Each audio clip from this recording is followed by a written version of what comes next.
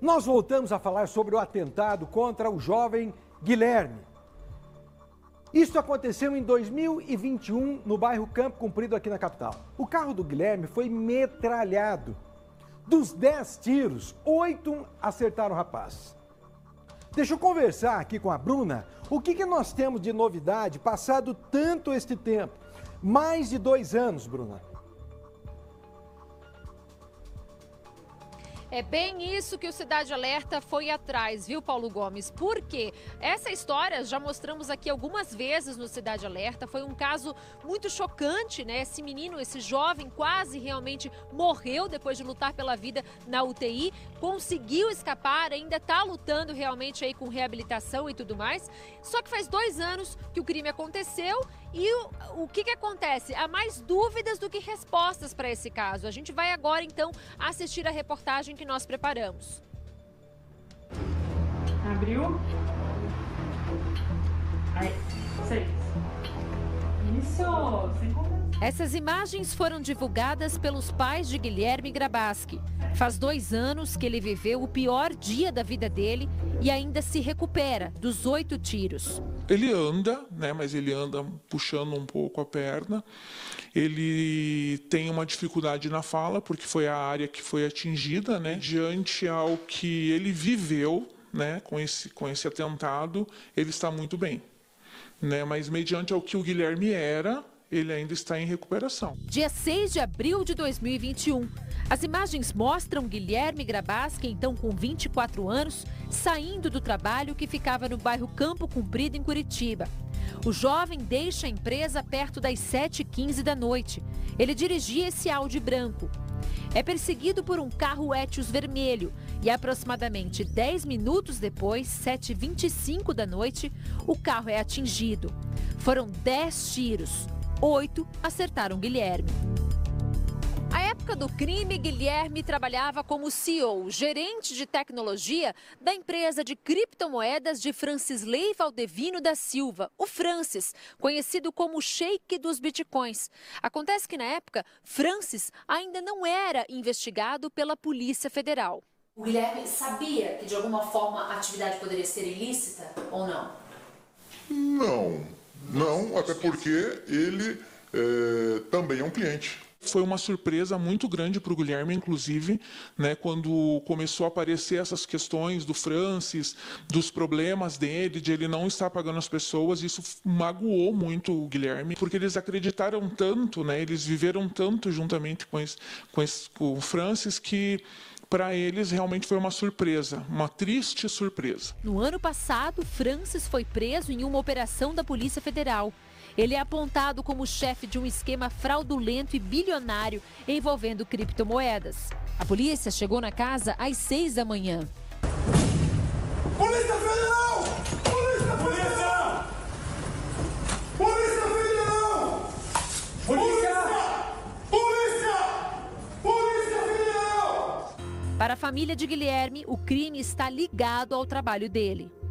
2 anos atrás, o cenário que nós estamos vivendo era né? Ou seja, o Guilherme estava hospitalizado, a empresa não tinha nenhum tipo de reclamação, né? Junto aos clientes por falta de pagamento. O dono da empresa também não tinha nenhum tipo de ação contra ele, sendo que no início, né, do processo a gente via uma tentativa do dono da empresa de desvincular o Guilherme, como se aquilo que aconteceu fosse uma situação pessoal do Guilherme. Para vocês, o que aconteceu com o filho de vocês está diretamente ligado ao trabalho dele? Com certeza, com certeza. Hoje a gente tem essa certeza justamente pelo cenário, né, como já foi falado, por essa mudança de cenário. E o Guilherme, infelizmente, foi o atingido nessa história. Não há nenhum elemento concreto que evidencie que Francis sabia do crime, mas há sim apontamentos de que ele teve participação, de que ele tinha conhecimento, só que o inquérito ainda não conseguiu trazer esses indícios para a gente chegar, de fato, ao Francis, se ele teve ou não teve ali alguma participação dentro desse crime.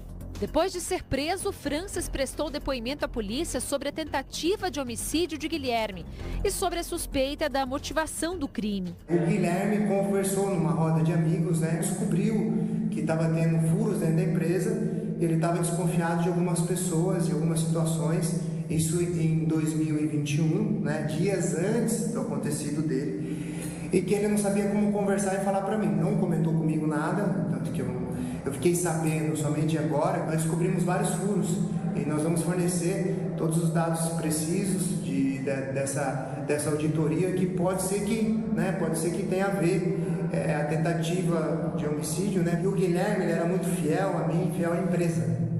Agora, os outros nunca foram tão fiéis assim. Foram ouvidos várias pessoas durante esse inquérito, vários celulares apreendidos, extração de dados de celulares, fazendo ligação com aquilo que a gente acredita que seja a motivação do crime, que é desvios que aconteciam dentro da empresa. Essas pessoas sabiam que ele sabia. Então, e ele não até comentou com essas pessoas que ele não sabia como chegar ao Francis e dar essa informação, porque também eram pessoas de confiança do Francis. O delegado que começou a investigação na Divisão de Homicídios e Proteção à Pessoa mudou de setor.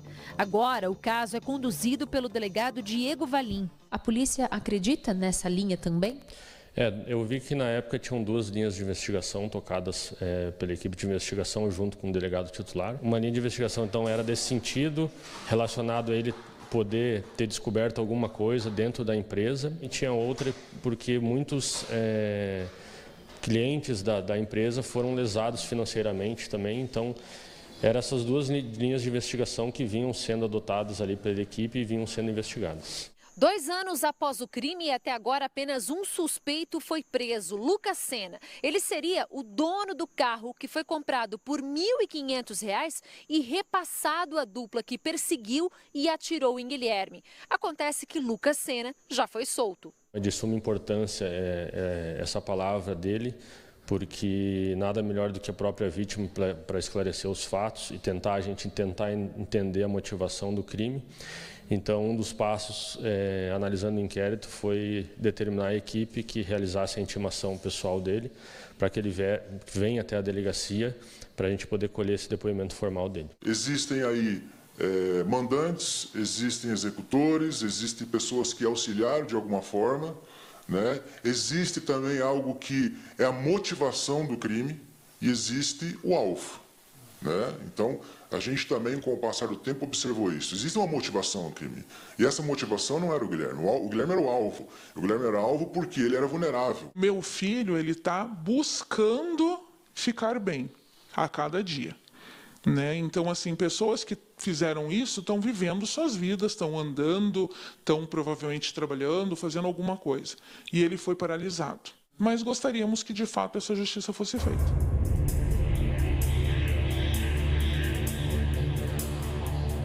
Paulo Gomes, imagine você levar 8 tiros, quase morrer há 2 anos e até hoje você não sabe quem fez, por que fez. Eu teria medo de sair de casa, Paulo. Bruna, não só o medo, mas o sentimento de injustiça, de você estar incapacitado fisicamente. Vocês imaginem os danos de ordem psicológica nesse rapaz, na família dele, nós estávamos comentando aqui entre nós. Imagina você ter um jovem na sua casa nessas condições. E do outro lado, você tem a denúncia de que quem comandou tudo isso é um estelionatário, um fraudador, um cara que pegou o dinheiro dos outros. E um detalhe, eu quero deixar muito bem claro, eu não posso dizer quem foi ele, porque nem a justiça disse ainda agora, ele é o suposto mandante do crime. Agora, você vai dizer assim, mas alguém que fica do lado de um fraudador, de um cara que dá golpe nos outros, pode não perceber? Até determinado momento, pode não perceber, sim. Você vai me dizer que você sabe tudo que os seus amigos ou os seus conhecidos fazem? Não. Agora, quem fez isso tem que pagar. Porque eles queriam não assustar, eles queriam matá-lo. Era queima de arquivo. Por quê? Porque ele sabia demais. Ele descobriu coisas que ao grupo talvez não interessasse. Ou talvez eles imaginassem que o cara soubesse coisas que ele nem sabia. né? E aí falaram, opa,